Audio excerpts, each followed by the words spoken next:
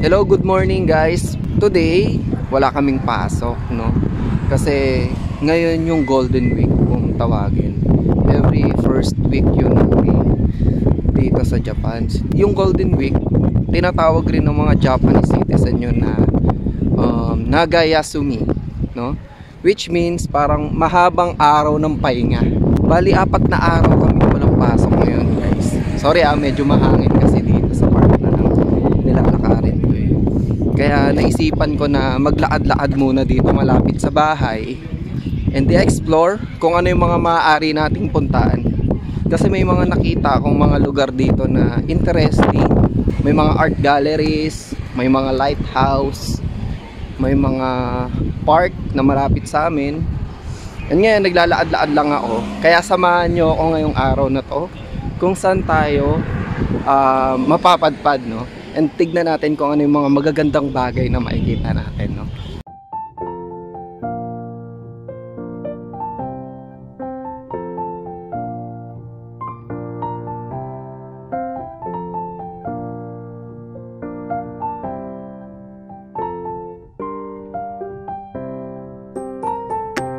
Yan guys, naririnig nyo yung mga uwak. Ayan, ang daming uwak guys.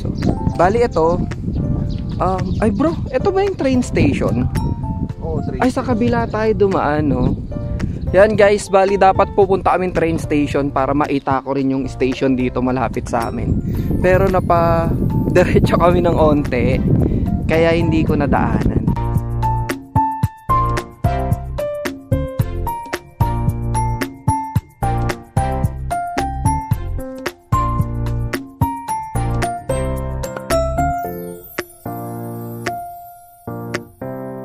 Ito naman guys, hindi ko siya alam kung church siya, pero Catholic establishment siya eh.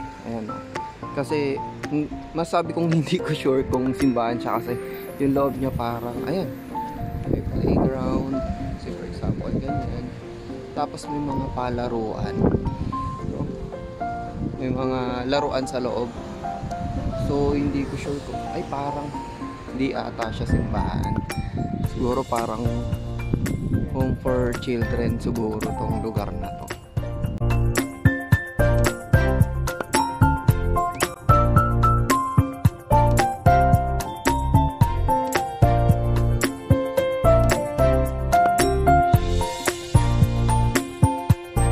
Ito naman yung pinakamalapit na fire station sa aming tinitirhan. Dito sa Japan, tuwing nagkakaroon ng mga fire incident, parating magkasama ang fire truck at mga emergency ambulance tuwing rumeresponde sa mga ganong klase ng insidente. Isa pa sa mga napansin ko simula nang dumating ako dito sa Japan, madalas rin nilang gamitin yung mga gantong klase ng emergency vehicles nila tuwing meron silang mga big announcement sa daan. Tignan nyo naman kung gaano kadisiplinado yung mga tao sa Japan. Tignan nyo guys yung segregation ng basura nila, no? Yan. Alam nyo ba guys kung bakit nasa loob yan ng parang cabinet? Kasi dito sa Japan guys, yung mga basura dito kinakalat ng mga uwak, no?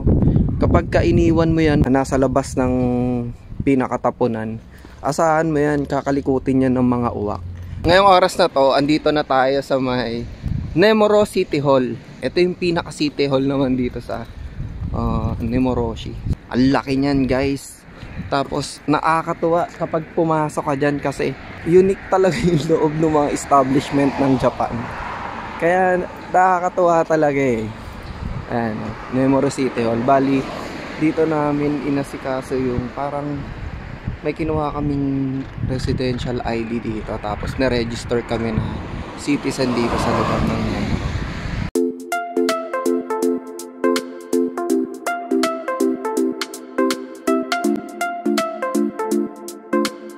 Ganda dito guys. Ewan ko kung anong tawag dito sa park ba to or ewan. Ayun, tignan nyo guys. Siguro historical rin itong bato na to. Kaya ganyan, parang ang ganda niya tignan, no? Ang ganda dito guys, oh.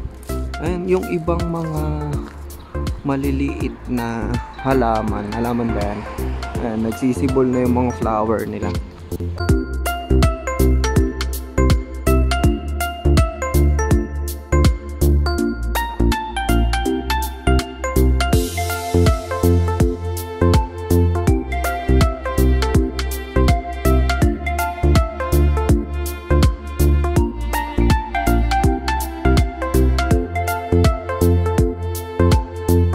guys! Yan, Hello. Si Mark. Kamusta ka naman, Tol? Okay lang, nasanay na. Anong masasabi mo na andito na tayo ngayon sa Japan, dito sa Hokkaido? Masaya pero yung lamay, ngayon lang naiinit.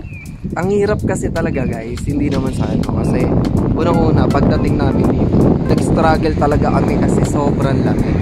And ngayon, ang ganda ng panahon kaya talagang na-appreciate namin yung ganitong init.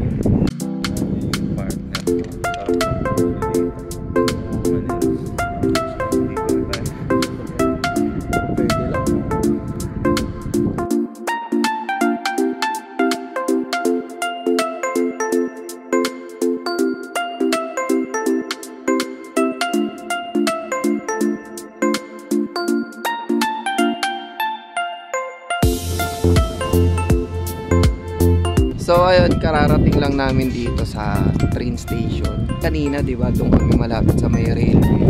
Mali rin pala, tawag dito, dire-diretso pa pala yung train station. And ngayon, nandito na kami sa tapat ng train station ng metro.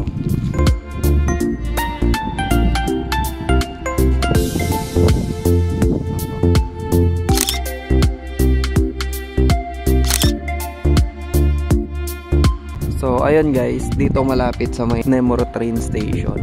Ito yung tinatawag natin Koban, no? Parang maliit siya na police station dito sa Japan. Yan, Koban. Ayan yung Eki, kung saan galing kami kanina. Nagpicture-picture lang rin kami saglit kanina ni Mark kasi makikita mo kasi talaga yung pinakadadaanan, no, nung train. Maganda mag-picture dun eh, maganda yung view.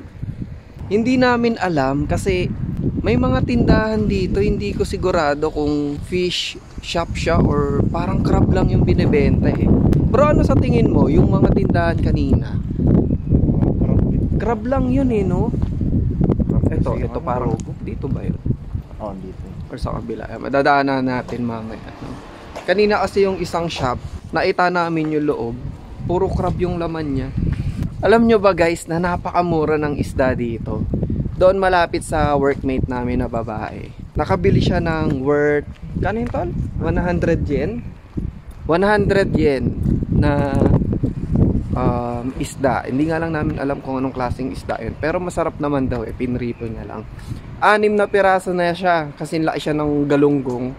Tapos 100 yen lang, no? Kung i-convert natin siya into peso, parang 40, 30, ganyan, 30 pesos, 6 na piraso. Dito kasi sa Nemuro, yume dito, or famous dito, yung mga fish, no? Mura kasi mga isda dito.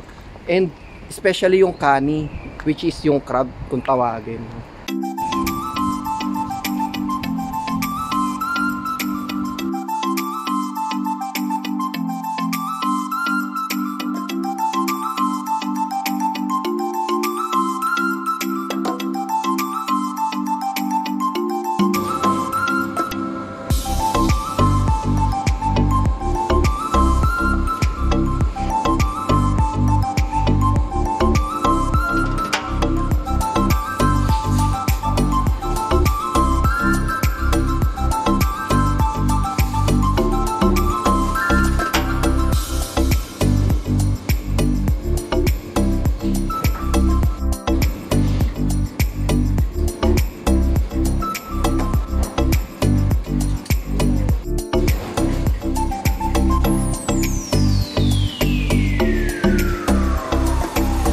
Ito ang iba't ibang uri ng mga seashells na makikita mo sa loob ng wet market na ito. Iba't ibang uri rin ng isda ang meron dito. Merong mura, may mahal, pero sigurado ako na kalidad ang mga binebenta nila dito. Bukod sa sikat ang wet market na ito, napakaraming tao ang bumibili dito dahil sa magandang quality ng mga isda at mga seashells na binebenta nila dito.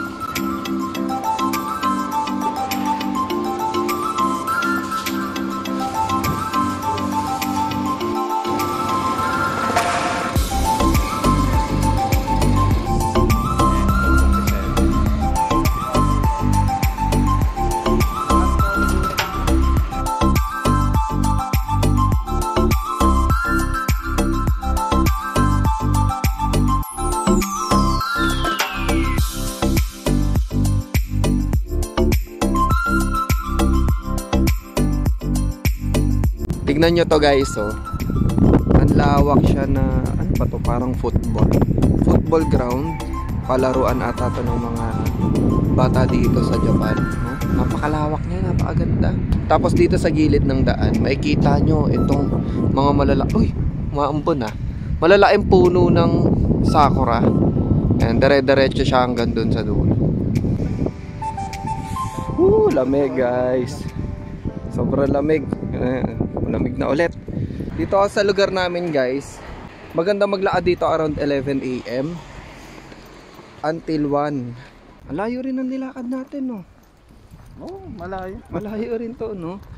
Pero kapag ka kasi nakikita mo yung magandang lugar, no? Naglalakad ka, hindi mo napapansin yung oras. May pagod din, wala. Parang nawawala yung pagod. Actually guys, siguro mga 1 hour mahigit na kami naglalakad.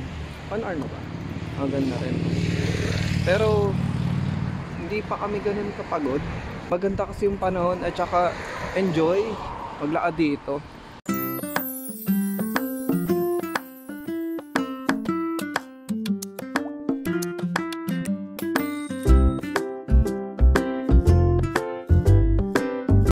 Ang cute, oh. May mga aso na figurines dito sa gilid ng ramen shop na kakainan namin sana. Naghanap kasi kami ng mga ramen shop na masarap kainan. Tinatry namin yung mga iba't ibang uri ng ramen na malapit sa amin.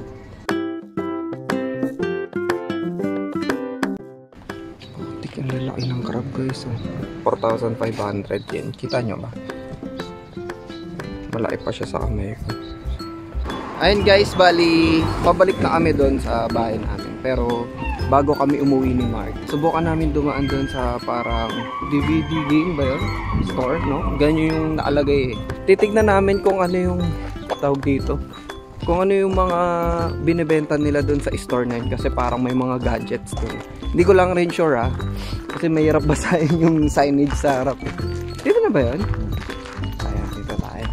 Medyo makulimlim guys ngayon. Kaya naisipan na namin bumalik kasi baka abutan kami ng ulan.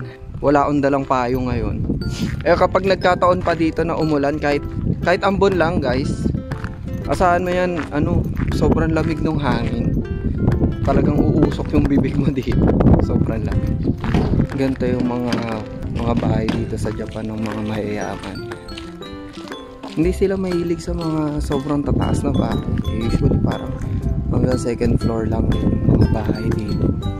Pero ang gaganda, no? Tapos may mga bahay rin dito na luma na. Pero alam nyo ba guys na napanood ko lang rin sa isang vlog. Dito sa Japan, mas mura nilang binibenta yung mga bahay na luma. 'Di ba usually sa atin sa Philippines, pag lumang bahay lalo na kapag malaki, nagmamahal siya ng nagmamahal. Dito nagmumura daw yung bahay.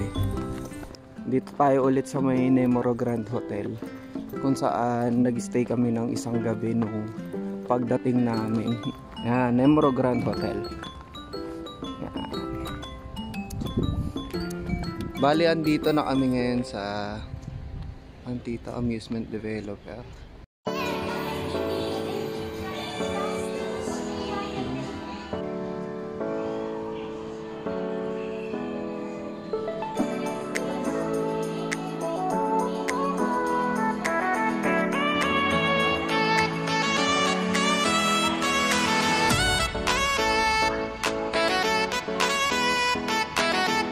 Mga Panasonic ko.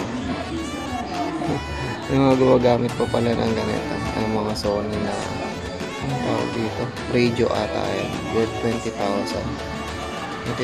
yen. Iba't ibang uri yan. Galing lang rin no kasi cassette tape. Yung mga cassette tape na Japan. Doon Japan. Mga 8,000. Mga 9,000 yen, may mga 7,200, pero usually itong mga mura na to parang mga old model na ata dito naman sa ladies section may mga iba't ibang uri sila na parang pang makeup or mga panlinis parang, ayan, let's say for example ito pang kulot ata mga ganyan. Yan. Worth 1,800. O plancha, 3,700 yen. No?